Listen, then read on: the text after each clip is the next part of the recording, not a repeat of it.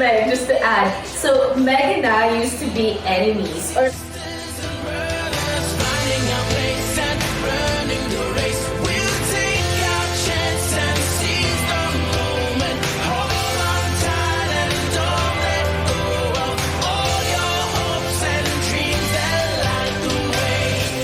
Ladies and gentlemen, it's a wrap! Woo! We are heroes and dreamers. We are restless believers, stronger than... Hey guys, welcome to another episode of All Abroad Podcast. Yes, and this is your girl, Sweeney May, on the microphone. What's up? And today we're going to talk more about our childhood because, well, there's just so many facets into our childhood. And we've talked about how our parents disciplined us already. So now we're going to talk about a little bit more, or we will dive deeper into how our relationships were with our help, with our nannies, or if we had any drivers, you know, what are the memories or anything that we can share with our listeners and viewers about having help in the Philippines. Because as we mentioned, having help did not mean we were by any means, you know, a rich family. It was just that our parents were away and they did need, you know, one or two other adults in the house that could keep the house and help us, you know, get ready for school or take us to school. So I guess I will start with asking you guys if, you know, were you considered, you know, middle class or high class, you know, back in Bacolod? Like, what do you remember, or what is your opinion about the different class societies back home? I'll start with you, Kat. I think that generally for most people in the Philippines, maybe you can correct me if I'm wrong, but like for most of us, we're pretty much mostly middle class. And then there's a lot of, poverty. Philippines is a third world country, so there's a lot of poverty. And middle class there is not the same as middle class here in the States. It's very, very different, right? So again, you know, coming from a middle class family, meaning parents had to leave to go somewhere else to find means to bring income home to the family. It really leaves us kind of vulnerable in a sense that we don't have anyone that would raise us other than like our grandparents and all that stuff. But definitely there's a need for help. And so we, like for myself, I had Yaya. We call it Yaya. Yaya is it's basically a term for maid or a help, right? And so my Yaya, I had two Yayas. One is Manang. Manang is like big sister. So we call them big sister, again, as a term of respect. So mine is Manang Maricar and Manang Margie is the other one.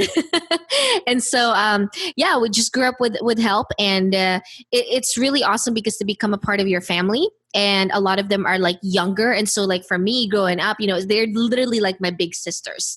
And that's kind of my background on that one. Nice. And I want to give the microphone next to Joy because I'm going to ask her, since the last time, one of our episodes, she mentioned that she had maids or help or nannies that were younger that started at 16.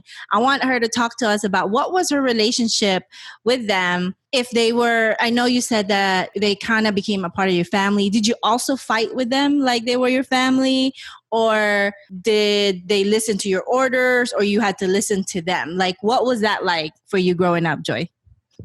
Well, growing up, I've known them since I was maybe 5. So even before the age of reason, they've been a part of my life. So they're pretty much like family to me. And they have never really been branded as someone as Yaya by my parents, or they were only branded as such like when we go outside by our relatives would describe them to other people as such.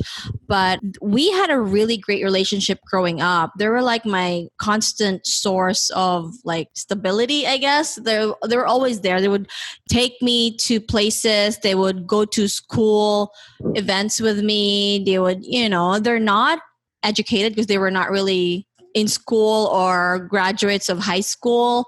One of them they have street smart instead of having like book smart. So I've learned a lot of like life skills from them. No, we didn't really fight. Well, I was such a bully to them actually at one point.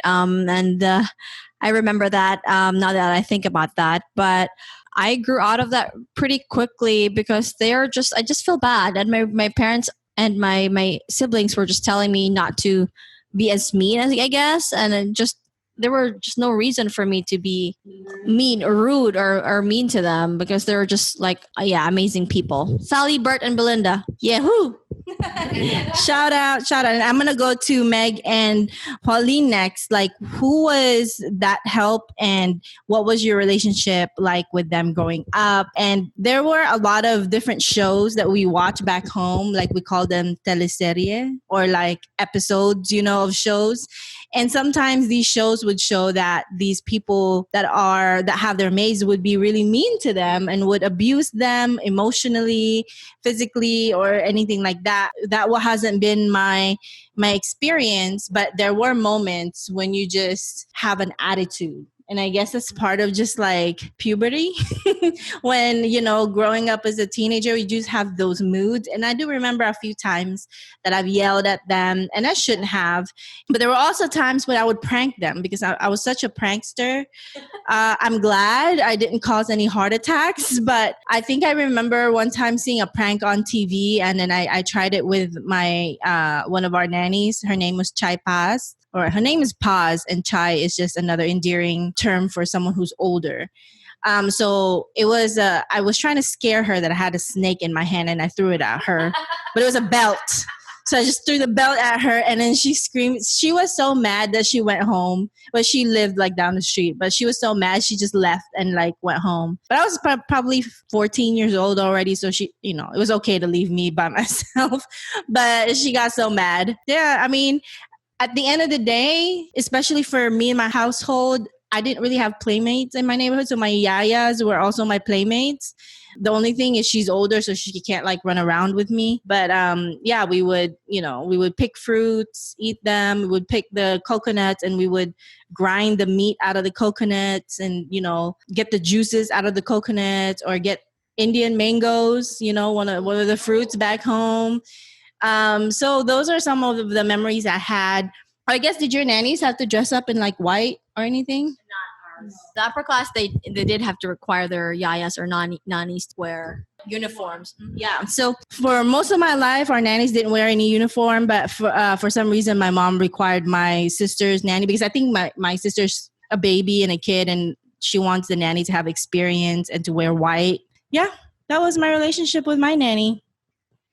I had my mamang. She was a mother figure to me with my mom being away. She was, compared to your yayas and nannies, she was much older.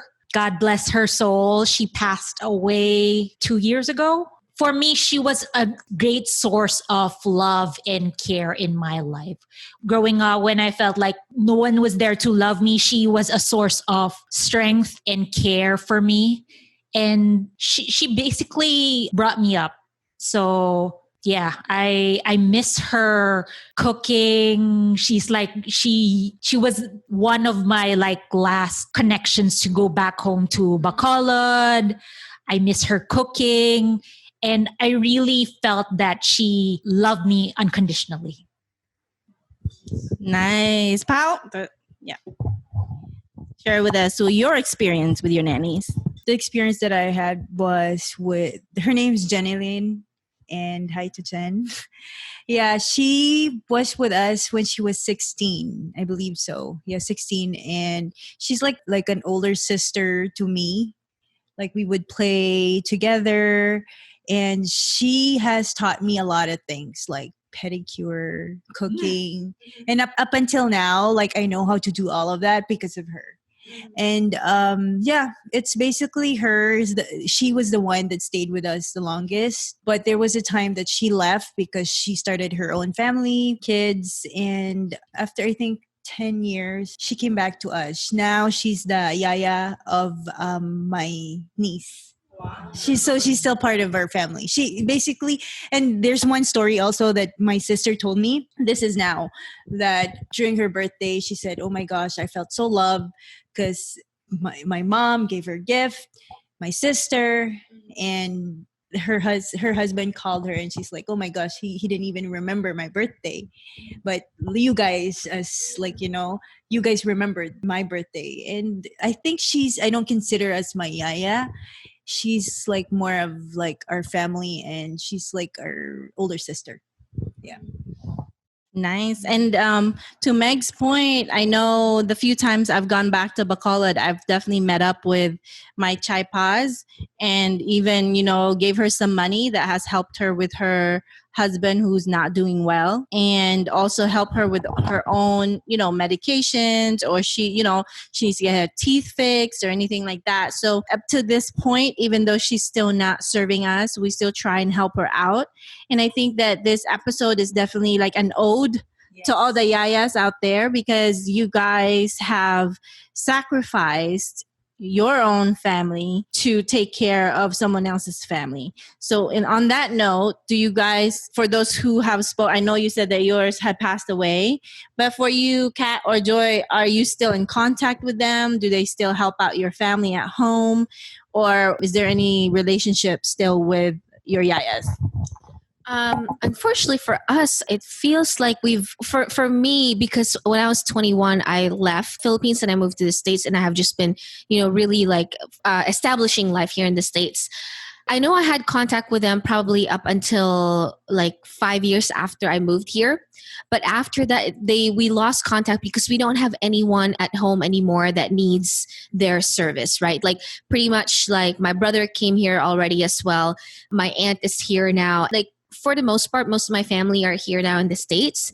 And so there's no one there at home anymore for them to be with. So our yayas basically went on and with their life. My Manang Marge is actually, she became a security guard, I think for like one of the banks in the Philippines. And then Manang Maricar, she also got married. She also has her own like kids and all that. So they've started their own life as well now too. Again, like as Sweeney said, that they really sacrificed a lot. Like there's so many of the yayas in the Philippines. That's what they do. They sacrifice time with their children to work for us who are able to hire them, right? And again, it's not like it's a huge like crazy pay, but it helps them because a lot of these yayas are, from smaller villages that don't really have much. And when they come into our families, we take them as our own family, and then we take care of them just as much as they take care of us. So yeah, unfortunately, I just haven't had contact with them, but I know that they are living their own lives now too. Joy?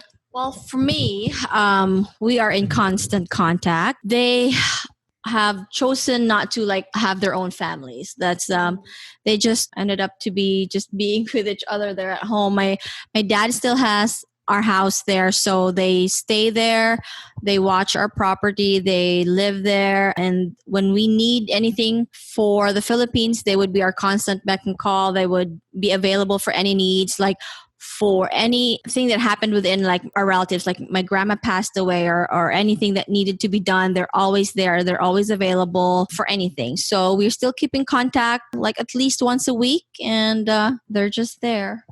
What's crazy, I just realized as I'm listening to everyone's stories, is that it's really a blessing for anyone who's listening if your family is intact, because our parents or one of our parents is gone, so we hire someone else who could be someone else's parent, and they're also gone from their home. So it's like a cycle of a parent being gone from their home. I'm just realizing, but in your case, they've decided to not have their own family. Correct. But they live in the house that you used to live in, so they're caring for your house. Correct. And also, at the same time, you're helping them with the roof over the head, right? Correct. And when like my parents decide, sometimes they want to decide they want to retire there or not, but so they want to keep that house for now. So, but the thing is, if my parents decide not to keep the property, then they're probably, I don't know.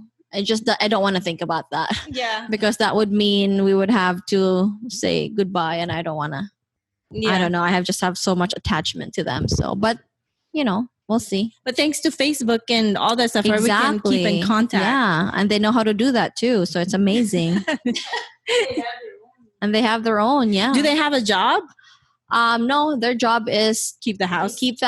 Yeah. and just be available for family members for whatever they need, and maintain the house. Do you physically still pay them, or them staying in the house is the trade? They do get paid, but not as much as what they're being paid right now. Like when how much you pay, I don't know Yeah, I don't know what the going exactly, rate is. but definitely not as much. But they stay at our house, they get food and all that. A lot of people will think like, wow, they're so lucky. They're just staying there, Yeah, they are. There are a lot of our, some of our parents that work as caregivers here that end up keeping the homes Correct. of the people that they take care Well, of. I don't think we're gonna, But I've known friends of my mom that do that ended up like being the heir to the people that passed away. That would be amazing when that happens, because whoever our parents are taking care of, they don't have any more family, so they just give it to the next best people that take care of them, so that helps. So I guess my next question to everyone would be the typical question that maybe most of our listeners are thinking of. Okay, so like, how did you guys learn how to fend for yourself or take care of yourself, cooking and cleaning and all that, if you had help or maid all the time? I know that sometimes my mom still, well, not now, but when I was in high school here in America, my mom would always scold me and say, you don't know how to put your things away because you're used to the maids. Well, we don't have any maids here, and you have to take care of yourself. And I know back home, if you have a child, it's so much easier because you can hire a maid that, and it's affordable. But here, you have to learn how to take care of your kids and all that stuff. So the question is, at what point did you learn how to take care of yourself, or how did that come about? Or maybe you still don't. I mean, it's time to be honest. Even if growing up you had all this help at your beck and call. Does anyone want to start? I can start. Okay. For me, we did help. We had help. I think that growing up with my aunts who love to cook and my aunts who love to clean, my aunts are single, so then we were their children pretty much. And because they're single, they just love being at home. They love taking care of the house. Even though we had help, like I remember my aunt, both of them, every single Saturday, that's cleaning day. Saturday is cleaning day. We clean the entire house. My aunt gets on her knees, cleans her entire car, like crazy cleans her car, like obsessively, because that's another thing too. We are a family of, it was my grandmother, my grandfather, my three aunts, and my uncle. So that's about 6 people in the house plus our 2 helps. We had only 1 car, and that 1 car is a prized possession. We share that 1 car, and it's crazy when we go into different trips, whatever, like family parties, and we all go to the family party together. We cram that car because that's the only car that we have. Oh, and my brother too. Oh my gosh, forgot my brother. Sorry, Kev. But anyway, it's always cleaning day on Saturday. Everything gets cleaned every single Saturday as well. My grandfather goes to the market, and so he always goes to the market and he buys all the fresh ingredients for the week, and so he always buys fresh fish. So I remember at a young age, on a Saturday, it's always a busy day. It's so fun on Saturdays. It's grocery day, cleaning day, market day. It just makes it so fun for us, for it to become like a family thing, right?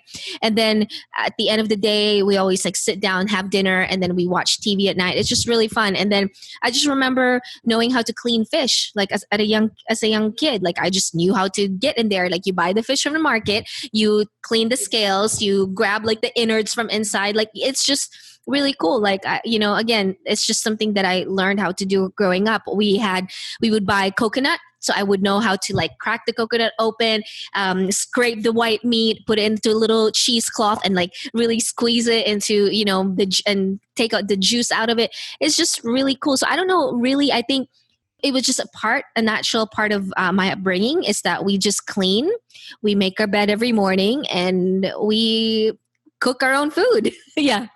That's amazing, Kat. And I think that I'm getting from a sense from what you're saying is that you were exposed to all these different things because you were hanging out with your help. And I think that's another thing. Sometimes it was much easier and more emotional ease to hang out with your help because they don't yell at you. They really can't yell at you. They're not supposed to, but we did have help. We did. I remember having help one time that she was pinching me, but she got fired. But your help can't argue with you. Your help will pretty much do whatever you tell them. As far as like, can you please clean this, or can you please make me this food, or did we say please? I don't know. I don't remember. What is please in Ilonggo? Palihog. Oh, that's right. Palihog is please. That's a long form. So I think hanging out with the help was just easier because they just have to cater to you because that's their job. So I guess in that case, we were kind of spoiled. But I can relate to what you're saying. I go to the market with them. It stinks at the market, but it was something to do rather than be at home. Because sometimes you hang out with your parents, depending especially my mom, depending on what she's doing, she could be in a mood. And I'd rather go hang out with a sorry mom, haha, this is about the help today. But so I could totally relate to that. So what about you, Joy? What was your experience like in terms of learning how to? Well, I wish I learned how to cook from them. I still do. I would like to think I'm a good housekeeper, but my husband disagrees with that statement. I'd like to think that I like cleaning, but it's not really my forte. But cooking, I have watched them do that, but I've not really been able to actually do it because I learned by doing stuff, but I didn't get a chance. But there was really nothing much. What about having Faith, your child right now? Do you wish you had made, one of them here to help you? 1,000,000% yes. Anyone who could sponsor them available, well, hook me up. Announcement. Yes, it's a public service announcement. I would love Faith to have that kind of experience, or it would help her and learn the dialect. Well, that's really the point, but I'm just kidding. Yes, and no, I would love for them to come here, but and help us out, but it's expensive. It is very expensive. For another conversation. Exactly. I think that's another topic. Meg, what about you, Meg? I guess I was kind of spoiled when I was in Bacolod until high school. And then when I moved to Manila for college, then it started. I learned how to wash clothes on my own. Yes. Cleaning, yeah, but not so much with cooking, because when I was in college, we had our own maid, Manang Mary. And then when I moved here, the more like learning more chores and responsibilities. But like cooking part, I learned how to cook when I moved to Spain. Not the most complicated ones, but that was in my experience in Spain. I learned how to cook turkey during Thanksgiving on my own. So are you going to make us some Thanksgiving turkey this year? Probably. España. So yeah, being away in the Philippines, in Bacolod, and being away from LA and being on my own, that was like the learning experience of doing chores responsibilities on my own. Really quickly there, I just want to point out you said washing clothes and all that. We do have a term for that, right? The labandera. So like for us, I just realized this. I just remember we have our 2 helpers and we also have a labandera that comes like every single week. So labandera means someone who washes clothes basically. So some families have, I don't know, but like I guess in our language, we just, labandero means it's the person who comes and washes clothes, specifically washes clothes for you, and their task is to wash clothes and to iron clothes. And we had one that came every single weekend for us. So, and mind you, they do it by hand. By hand. Okay. Yeah. I've okay. At some point, we didn't have any maid because money was tight, so it was just me and my mom. And I remember washing clothes in like. So our bathroom is a step down. So the entire bathroom was filled with water and we were just washing clothes, and, there's no washing machine, obviously, because we're washing with hands. So we have to, dry it outside. Them outside. And there's red big ants they'll crawl all over them. So it's like so it's a skill to have to take them off and like flick them really fast to get the ants off, and then hurry up because the red big ants, they bite and they're painful. So I remember those struggle. And my mom is a good cleaner, so when she cleaned, I never want to be at home because I feel like she also want to vacuum me, and she like cleans everything. Every little, we didn't have blinds, but if we did, she would clean every blind. And so, but even though I didn't pick it up right away, eventually when I had my own place in my own apartment, I realized I clean like her too. And right now my sister lives with me. She's probably thinking the same. I didn't want to be here when she cleans. I know, that's really funny because just when it comes to like just the memories with the whole cleaning, but not just cleaning, but specifically with like washing clothes.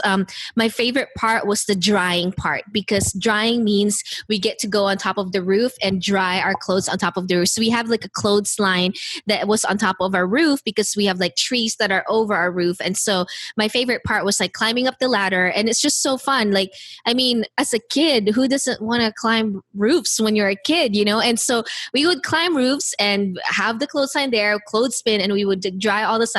And my favorite part is that when I climb up the roof, I could see across the street on the other side, like kind of like to the right corner, front side of our house. There's a guy there that I had a crush on.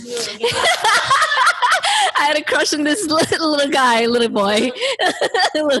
And my favorite part was like going up to the roof and like checking out. Gosh, I forgot his name. I totally forgot his name. Pao is asking because that's how small. I forgot. Oh yeah, because we were neighbors. I totally forgot. But I just like love like checking out. I'm like, is he there? Like I could. He would listen to this. So were you like bend and snap? No, because I didn't know bend and snap. I know, but your own little version. But Pao, what about you, Pao? About cleaning and washing, cooking? Like where did you get the skills you have now as a mom? I think, I've learned it from Jen, my yaya, before, because she would teach me. Actually, she would not teach me. She would just cook, but I would observe. And then when I came here in America, I don't have any choice. I have to do it on my own. I think that's the time that I was really independent because you have to learn how to cook, and it's instinct. And of course, eventually I became a mom, and I think like just clean. And it influenced also by my mother-in-law. She's very OCD and like just clean. So that up until now, every time I come home, like kids clean the house.